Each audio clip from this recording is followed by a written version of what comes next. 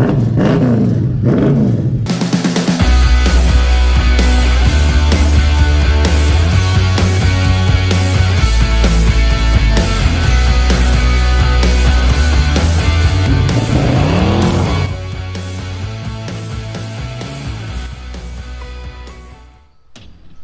guys, and welcome to She'll Be Right Garage. As we touched in the last video, the Ratty behind me here, the tow vehicle, is feeling a little bit sick. We were 5 kilometres out from Oberon, returning from the rally at Black Springs, and we were in 5th gear, dropped down to 4th, then to 3rd to climb the hill. And when we were near the top of the hill, there was a loud bang and a lot of shuddering from the drive line.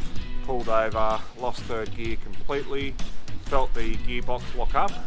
Thankfully we were able to roll backwards a little bit with what was remaining of the hill, and it freed itself up, started the car, and we were actually able to nurse it back to Oberon using 1st, 2nd, 4th and 5th gear. There was a hell of a racket going on with this T5 gearbox. It felt like we'd thrown some gravel in the casing. There was a lot of fear that if I tried to climb up Mount Victoria back towards Sydney, if I lost another gear or if a tooth jammed up another gear, I'd be in a huge amount of trouble. So thankfully we were able to nurse it back home. We had the death-proof and trailer towed, and we just took the Ratty on its own. So now that we've got it back, we have sourced a replacement T5 gearbox. We're just going to chuck the standard one in for the time being because we need to keep on towing. We've got some more vehicles that we've got to pick up.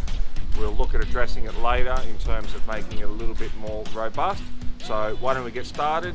Let's rip this broken gearbox out, let's assess the damage of how bad it is, and chuck this new one in.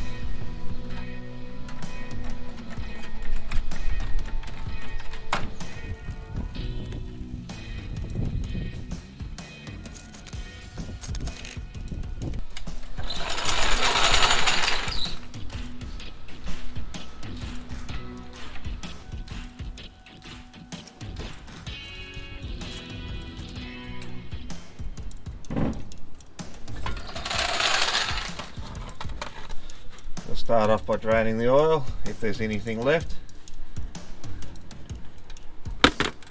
Yes, there is.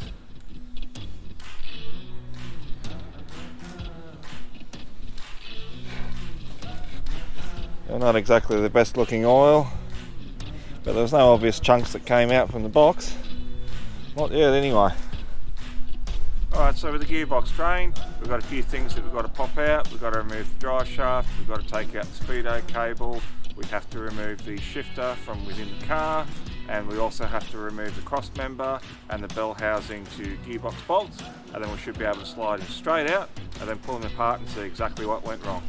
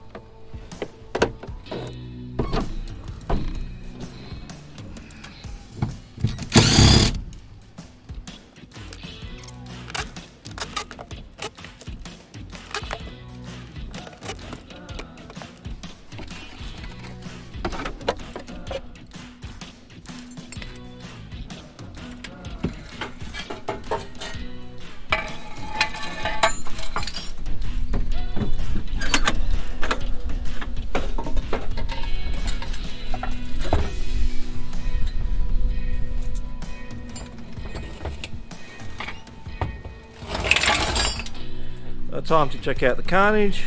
No obvious cracks in the case as yet. Of course, when we pull it apart, it may reveal itself. So we'll start by popping out this roll pin on the top here, get the extension housing out off the back and the top cover off, and see what we got.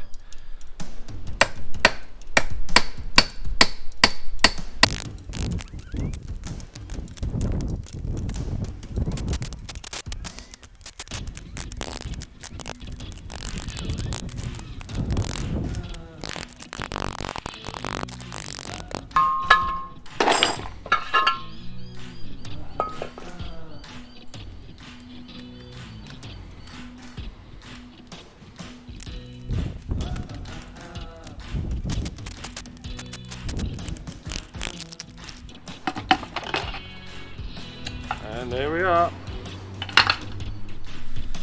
There's our third gear cluster, completely shagged. You can see all these teeth broken on both gear sets. Completely had it. Well, that's the end of that box. No split in the case. Just a standard T5 weakness on third gear.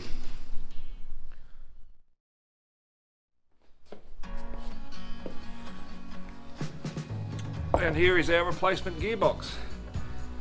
Now, when we're doing our conversions with a T5 to a Cleveland powered car in an X, A, B or C vehicle, we need to change out the bearing carrier, and we also need to change the mounting points down the bottom, so we need to put some ears on it. If we have a look at that gearbox, we can see what we mean. But in order to show you properly and make it all happen, let's get that bell housing out.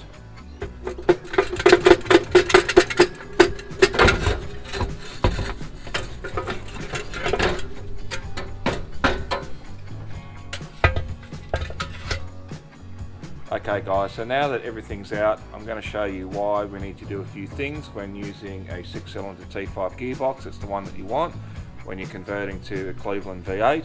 Now obviously this is already partially done because the bell housing's already been modified, but I'm going to run through the 3 key steps that you need to do. Everything else is just a bolt-in fit. Now firstly, we need to change this bearing carrier. On a T5 they're made out of alloy and they tend to wear out, but outside of that they are actually a larger diameter on this ridge here. Now I'm going to pop this off and I'm going to show you how it does not fit into the standard Cleveland bell housing. So what I do is I purchase an aftermarket unit that is made out of iron and I have it machined down, and then that fits perfectly. We also need to put some ears down the bottom because these holes won't line up on a meaty part of the bell housing, and we need to re-drill all 4 holes on the bell housing. This is already done, but again we need to find a meaty part that we can actually cut a thread to, so I'll run through the process of that as well. And so here's the original T5 unit removed. When we hold it up to the bell housing, you can see it's a little bit too big. Only needs about 1 millimetre or 2 taken off in diameter, but it's enough to make a difference. And we can see our replacement one fits beautifully. So that's step number 1. Once you have this machined piece, fit it to your new gearbox. Make sure you use lots of silicone around there. They don't rely on gaskets. It's nothing but silicone on a T5.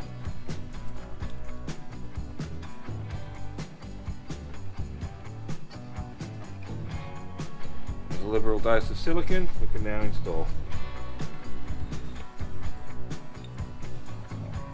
And with this now in place, we can now mate up the bell housing to the gearbox and then create a basic alignment.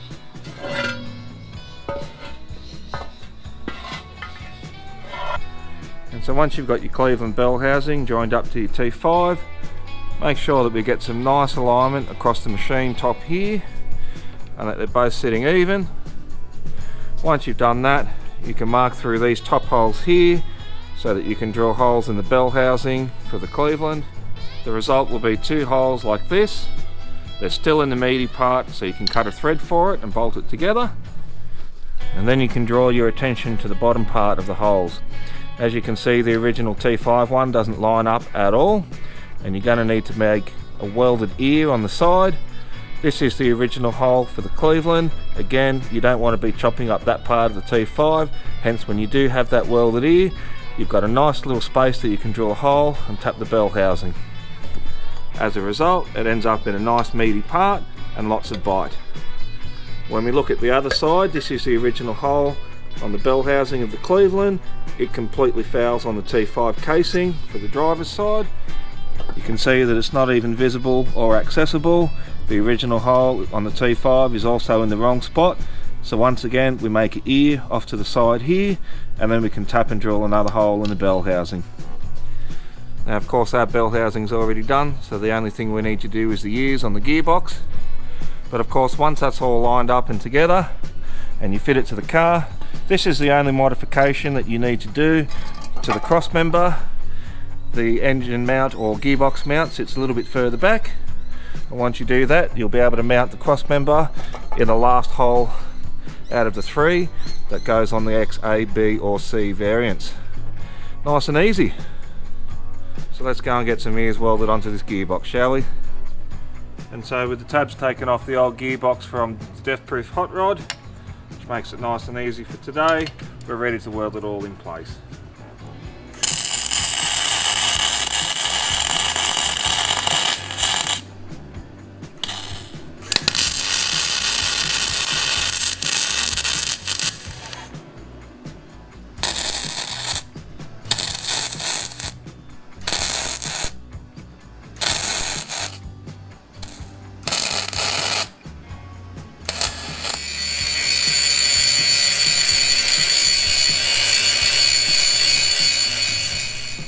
Now with the tabs all welded on, cleaned up and fitting as it should be, time to put this bad boy back together.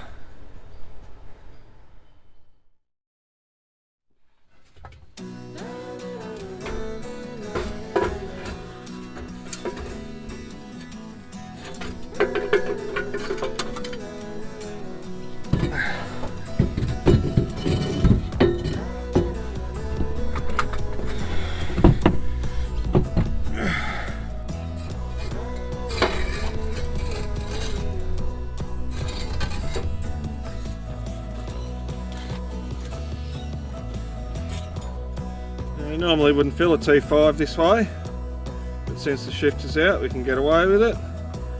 And we'll just keep going till it comes out the overflow. Fill the plug, put the shifter in, and we're pretty much good to go. Happy days. This way certainly makes it nice and easy, rather than crawling under the car or running a hose from the engine bay.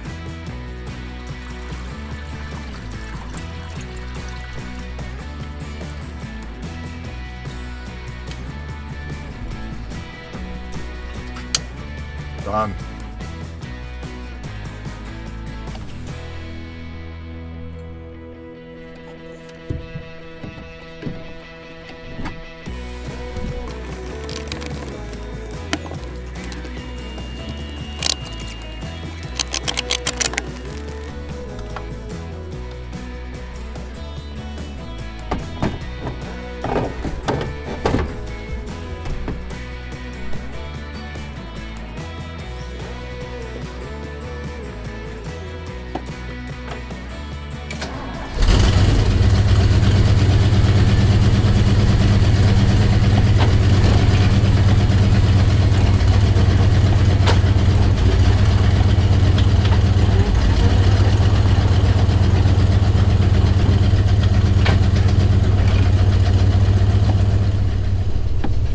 That's it, we've got all our gears. We'll call that done.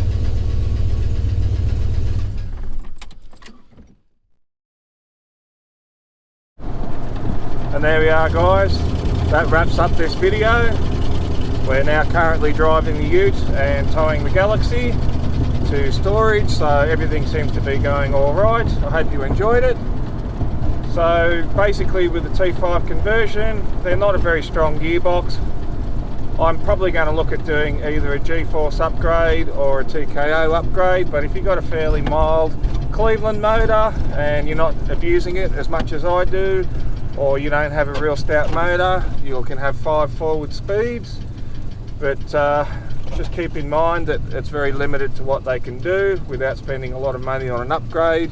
They're a small compact box, which is fine. It worked well in Deathproof, but for a full-size car like this, a TKO is probably not a bad idea if you've got some decent painties. But as you saw, it's fairly straightforward conversion when you're doing it. And look, even if you don't have the tools like I do, it won't cost you much to get someone to fabricate it. So join us next week. We're about to pick up a XB Ute and try and get it started. It's a 302 V8. I don't know much more than that. And there may be a future tow vehicle that we're picking up as well. So join us for that. Cheers, guys.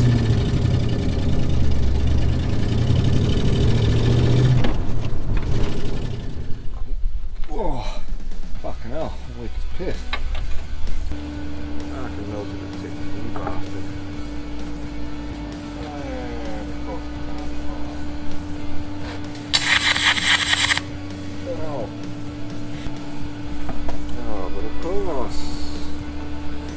tip again. Piece of shit. It just doesn't work. Never fucking works. Oh, but of course, because I can go fuck myself like usual. Fuck this. Out to go. Oh, mate, it's on the wrong fucking angle. Oh, fuck.